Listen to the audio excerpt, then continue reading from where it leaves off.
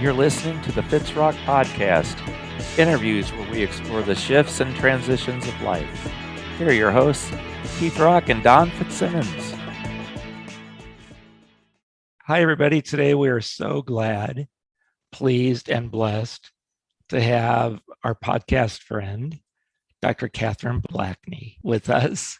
She's been on before, and we just love having her. Unfortunately, Keith is not able to be with us today, so it's just going to be the two of us. But just to remind you all, Katherine is a sex therapist. She's also a relational therapist, so works a lot with couples and all kinds of things. So we just wanted to have her on. Last time, we talked about raising children with healthy sexual attitudes. Today, we want to talk more about adults. So at this point, I'm just going to turn it over to you, Katherine, and let you get started, and then we'll follow up with some questions. Welcome to the podcast. Thank you so much. I really enjoy doing these podcasts with y'all, so I really appreciate you having me again. It is an honor and a blessing for sure. So I wanted to start off with kind of giving a definition of what is a sex therapist. Sometimes we have lots of different ideas of what does that really look like? What does that entail? And a sex therapist is someone who is trained clinically, who works in these areas, but really aren't limited to these areas, but work in the areas of sexual trauma, sexual abuse, any kind of sexual dysfunction, genitopelvic pain, infertility, infidelity, arousal and orgasmic challenges, erectile dysfunctions, desire discrepancies within partnerships and relationships, sexual orientation, general sexual difficulties, as well as research and academia. So it's a wide net that we cast as it relates to sex therapy. And some of my favorite areas, I love working with infertility and just walking alongside couples and individuals who are in that tough season. I love working with genitopelvic pain and working with urologists and gynecologists and pelvic floor physical therapists and really help alleviate that pain and redefine what sexual intimacy is in relationships when there has been pain associated with sex. And then I love working with desire discrepancies. And that is pretty common. So a lot of couples, one will have a higher desire discrepancy or higher desire than the other. And so how do we navigate that? And a lot of sex therapy is providing sexual education and creating avenues for communication. So that's, as I'm kind of a generalist in terms of a psychologist. I work in lots of different areas, but I really enjoy when I get to kind of put on my sex therapy hat and do that in sessions. I feel like that's such a unique opportunity to go to that sacred space with individuals and couples. So, yeah. So that's just kind of definition of it. Yeah. And I imagine that requires a lot of trust. It does. Yeah. A lot of trust and respect, and a place of no judgment. So I always tell my clients if they ever feel judged by me to call me out on it, because I don't see myself as any better, any worse than them. And I also see them as such courageous individuals to come talk to a perfect stranger about such intimate details of their lives. So I really get so much inspiration and courage from my clients to be more like them in my life. So, cool. All right. So give us a little bit of foundation, a little bit of background into what you see as healthy relationships. Great.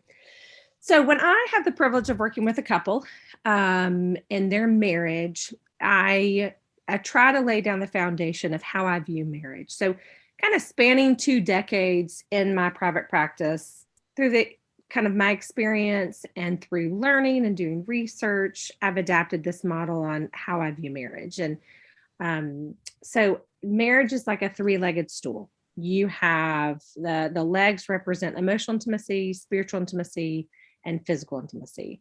And we will master each leg of the stool, then the model stands evenly. But when we put too much focus on one leg of the stool, if it's, we're more focused on the physical intimacy in the marriage, then it's not going to be a healthy relationship of all three. So it's going to topple over. So looking at a place of healing and health as it relates to all three areas. And so I just wanted to kind of take a little bit of time explaining what does that look like in those three areas. So emotional intimacy is going to be the connecting on an in-depth level, emotional and feeling level. So it's healthy communication, going on date nights with each other, being best friends, dreaming about the future, thinking long-term, kind of adding longevity to the relationship. Again, just really having that foundation of respect and trust with each other and being great friends. So that's the emotional intimacy. And I spend quite a bit of time cultivating that through a communication model that I work with my couples, and through talking about the formula for intimacy. The Penners are sex therapists out in California that I had the privilege of studying under, and they talk about the formula for intimacy is 15 minutes a day connecting as husband and wife. Just, hey, how was your day? What was your high? What was your low? One night a week or one day, you can have a date day or a date night. So that's going to be one night a week. And then one day a month where you can just like slip out and maybe go hiking or go do a long lunch or something just to spend time together. One weekend a quarter and 1 week a year. So I really just encourage that. Like, that is a way to maintain healthy emotional intimacy within your marriage. Then we look at spiritual intimacy, and that's really connecting on an in-depth spiritual level through whatever method fits your lifestyle personally and your expression of faith.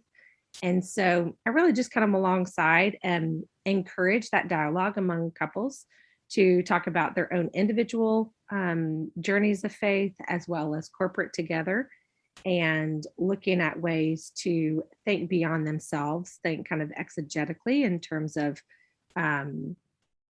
really embodying that selfishness and that selflessness as it comes, and encourage, how do we encourage each other through maybe inspirational quotes or Bible verses or daily meditations. So really just begin to develop a strong sense of the spiritual intimacy in the marriage will help really also cultivate one with their children, but ultimately lead to a spiritual intimacy together that, again, allows them to think beyond themselves. And then we move to the physical intimacy. And the physical intimacy is connecting on the most intimate level, the most vulnerable level through physical touch. It's important, as important as any other leg on the stool in the model. And, somehow it tends to be sometimes the most overwhelming one because we don't have the avenue for discussion and communication. So I then spend time with my couples about, what would that look like to have a thriving, healthy marriage? What would that look like in the physical intimacy? What are we wanting? I'm always more concerned with quality over quantity. And so that's when it really gets to be fun to work with expanding the continuum of sexual intimacy. It's not just we have intercourse or not. We have lots of other things in between. And so I enjoy talking to couples about increasing their flirtatiousness. I think that's something that is a lost art, especially when you have been married for a while or when you have children in the home. It really becomes like we either have sex or we don't. And so we've lost that art of flirtatiousness. So I love bringing that back in and really encouraging couples to be playful and to have fun together, and for the physical intimacy to not be such an awkward topic that they have a hard time discussing. So that's, after we look at all of that, the physical, the spiritual, and the emotional, hopefully we have a healthy foundation for what a marriage needs to look like. And of course, It takes discipline to maintain that. It does. Okay. So you said one of your favorite things to work with are couples who have different desire levels. Mhm. different expectation levels. What suggestions do you have for people like that? That's a great question. And one thing I like to do is normalize both parties.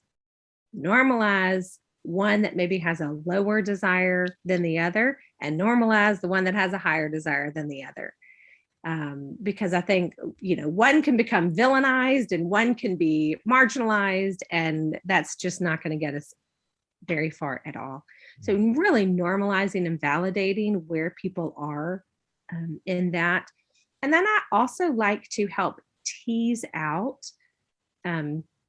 Barry McCarthy, he's another sex therapist that I have had the privilege of hearing from. He talks about desire has nothing to do with, oh, I have a headache, or I feel bloated, or I don't feel very attractive right now. So I don't, those are reasons why we say, I don't want to have sex tonight. And he will say that actually has nothing to do with desire. Like, you can still desire your spouse, but maybe feel uncomfortable because you're bloated, or feel embarrassed because your body image is impeding you from really feeling vulnerable and free with being intimate. And so I also help define desire, and how, let's talk about desire not in a way of, oh, I have a headache or a migraine, so I don't want to be intimate. That doesn't have anything to do with desire. I still desire you, but I'm not in a place where I can be fully present. And I think sometimes we assume things. So if our spouse is not initiating as often, we assume, oh, they don't find me attractive anymore. They don't want to be intimate like that. They don't love me in that way. And sometimes that's not the case. And so we really I create a safe space for both parties to discuss. And for women, they need emotional connection for their hearts to be open, to be physically available. I've heard one phrase that said, sex starts in the kitchen. It doesn't start at 9 o'clock when you roll over and say, hey, you want to get busy. It's Right. like, oh, and women are constantly multitasking. And so it's harder for them to be present. And so sometimes knowing ahead of time allows them to kind of get into a rhythm of being more prepared. And so, the emotional intimacy, a wife wants to feel treasured and pursued and attracted and appreciated and all of that, and really loved. And so that's when that emotional intimacy is so important for her. It allows her heart to be open and to be more vulnerable to where she wants to engage physically. Well, as life would have it, the man is the complete opposite. And so Right. for men, when they're physically intimate, then they have their hearts to be available, to be vulnerable, to be more emotionally available. So we're kind of going backwards, whereas the wife kind of needs that emotional attunement for her heart to be open, to be really present physically. And the husband needs the physical intimacy for his heart to be open, to be emotionally attuned. And that, part of that is educating my clients on that, and realizing, getting your husband to a place of asking about your day, being really emotionally attuned. Sometimes that comes after having sex. Then he wants to talk, or he wants to visit and, talk about your day, or talk about what kind of trips you're going to take, or, his mood is lighter. And part of that is like hormonally, there's shifts going on. And so, I love to talk about that in terms of educating about really what is desire, and let's eradicate what's not desire. And then looking at, what do both parties need in order to really be fully present when they are being intimate and emotionally connecting. So when we talk about sexual relationships being a third of that stool, tell me why that is so important. You can have spiritual intimacy with other people and emotional intimacy with other people, with your girlfriends, with your guy friends, with your family members, your siblings. But sexual intimacy is really what sets every other relationship apart. And that is just y'all's. It's just theirs. And so, but again, it's not the totality of the marriage. Just as much as I want them to be physically intimate every week, I want them to go on dates every week. I want them to have some spiritual intimacy every week. So I want it to be balanced. And again, it's something that hormonal shifts are happening. The vasopressin in the husband is, it's called the monogamy hormone that's released upon ejaculation.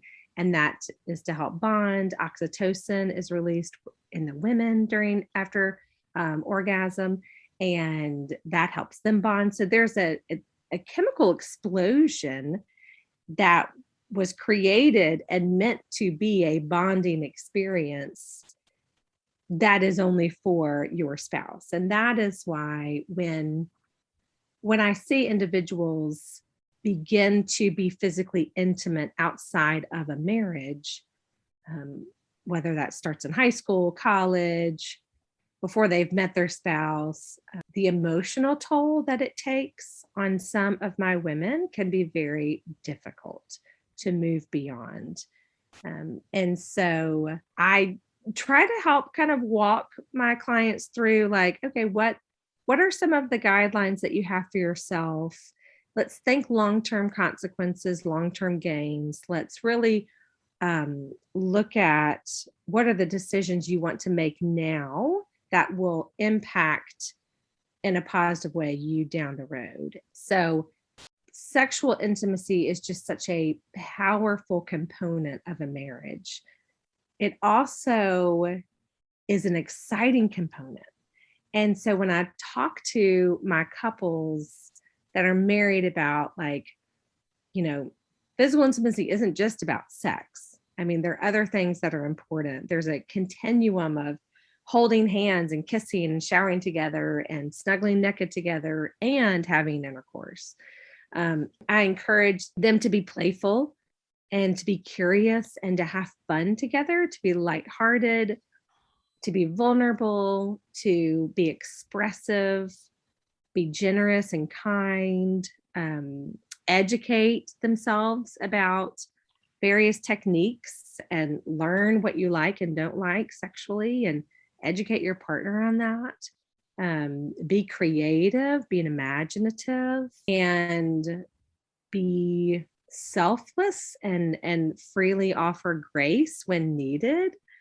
And when I'm able to get to that place of just expanding the excitement of how physical intimacy can empower your marriage, that's when it's really fun for me, because those qualities I get excited about, and I want them to embody those qualities as great lovers.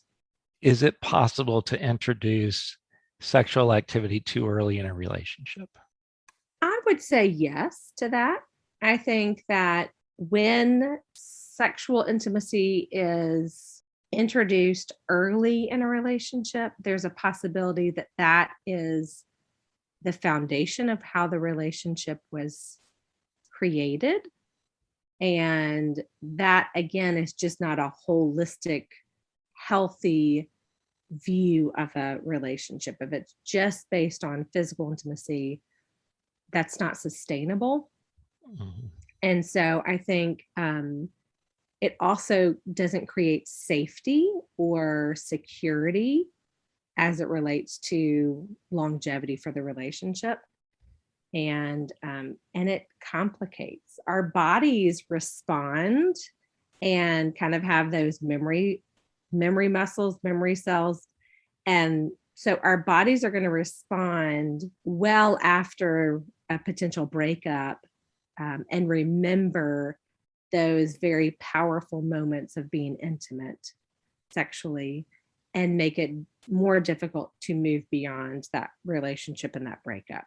And it seems to me that once sexual intimacy is introduced, the emotional and spiritual elements tend to take a back seat to that, I would agree. and they're not as developed, not as much time taking to develop those. Right. Yeah. And it feels a little backwards.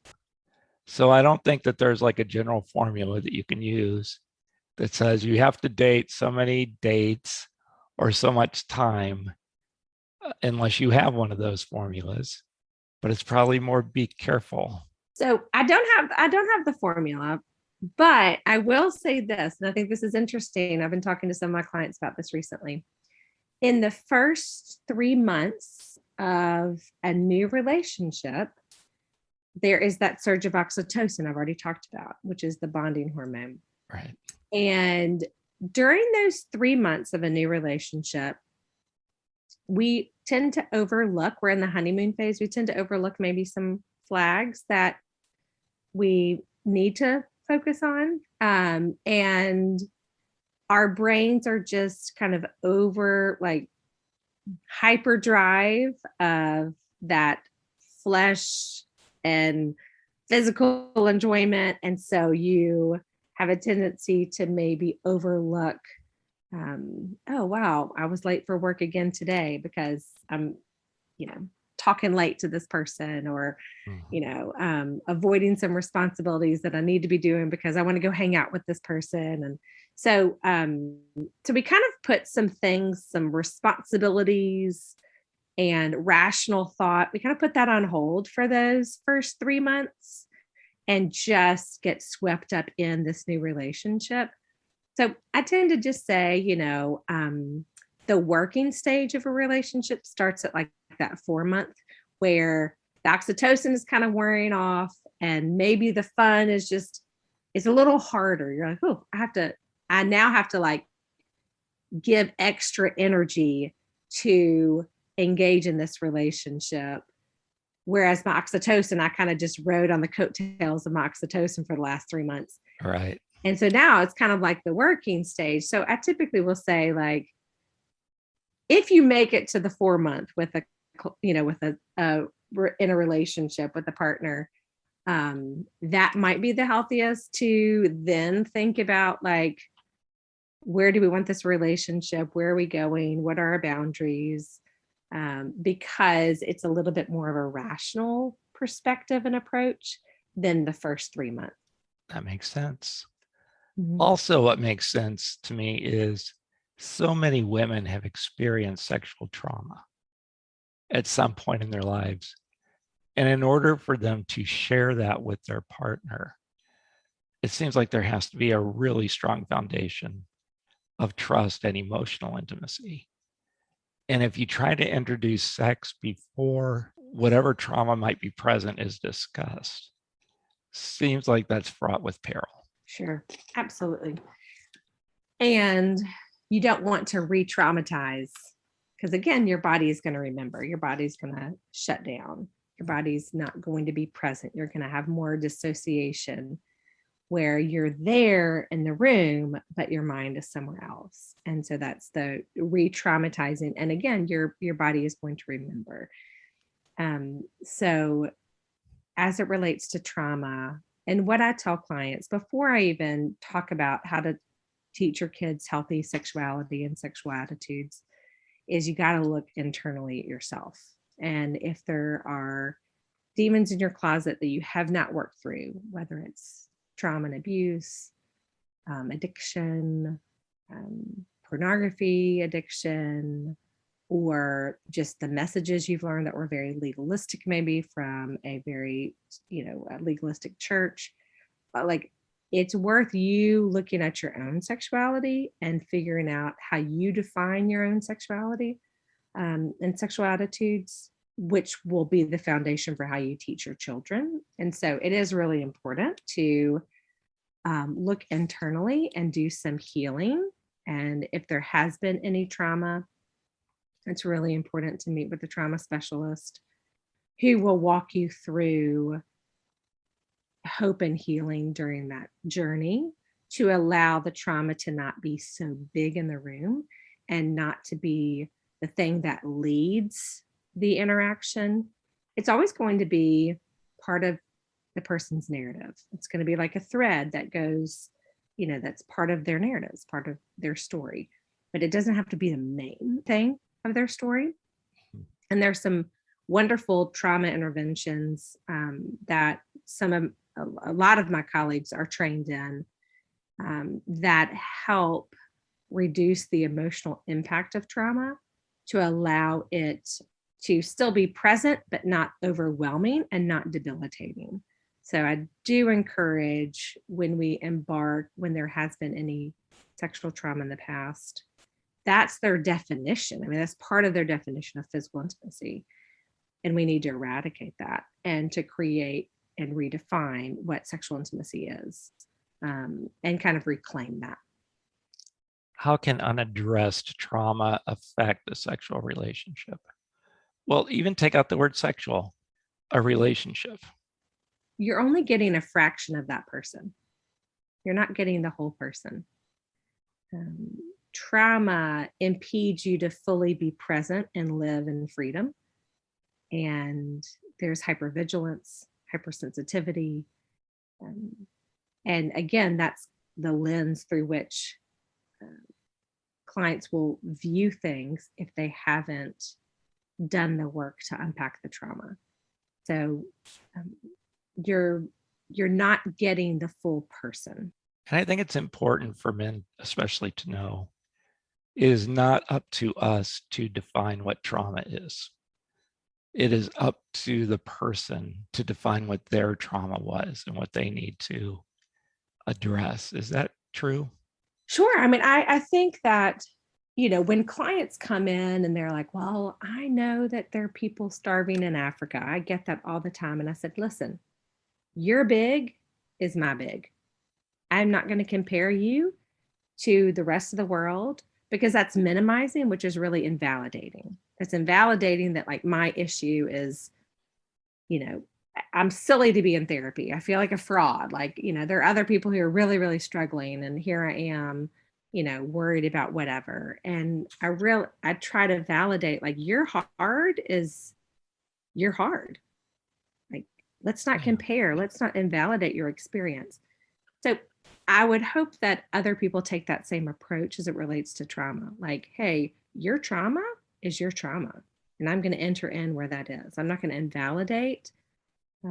I think sometimes when men feel angry or passionate, they tend to want to minimize because they don't want their spouses to feel hurt or in pain. Mm-hmm. And so an example would be if their wife was sexually abused by the uncle growing up and they're about to go to a family reunion. And the husband says, hey, who cares? Do not worry about him. If you see him, like, just don't even give him the time of day. Like, you got this, whatever. That is partly he's angry and probably very passionate that this happened to his wife. And he doesn't want her to feel any hurt or pain. But in the sense, he's also minimizing and trying to just, let's move on from this because there's too many emotions. And so instead, my intervention would be for the husband to say, tell me what you're feeling as you're anticipating going to this family reunion. Like, what do you need from me? Your feelings are important.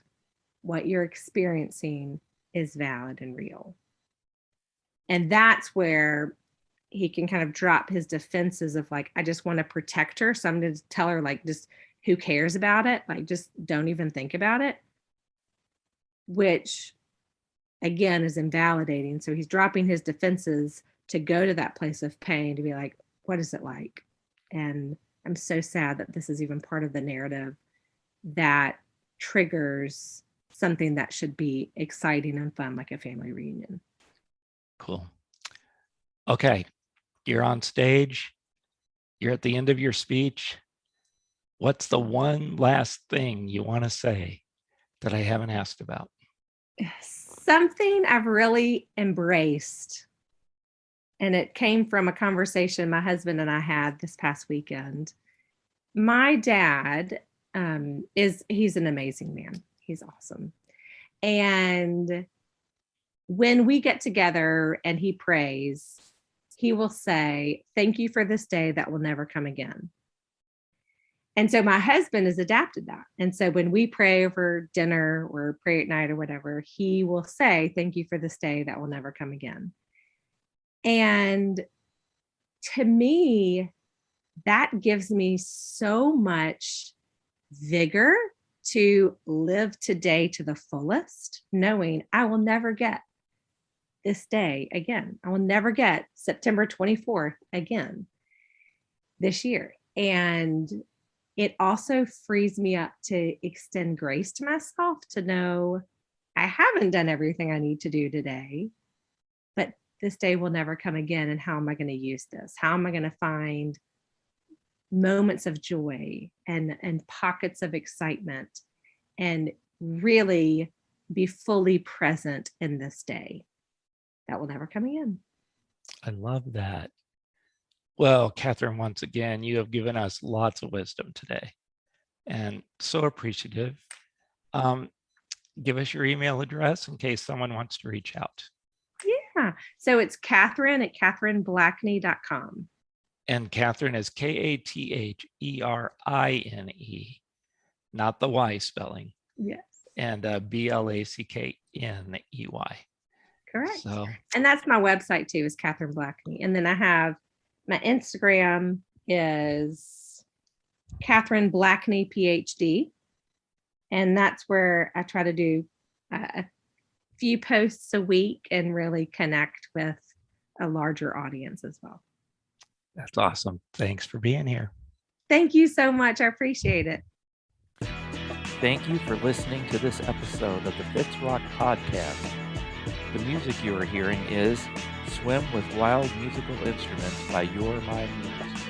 Copyright 2019 and licensed under a Creative Commons Attribution Non-Commercial License. Until next time, have a fantastic life.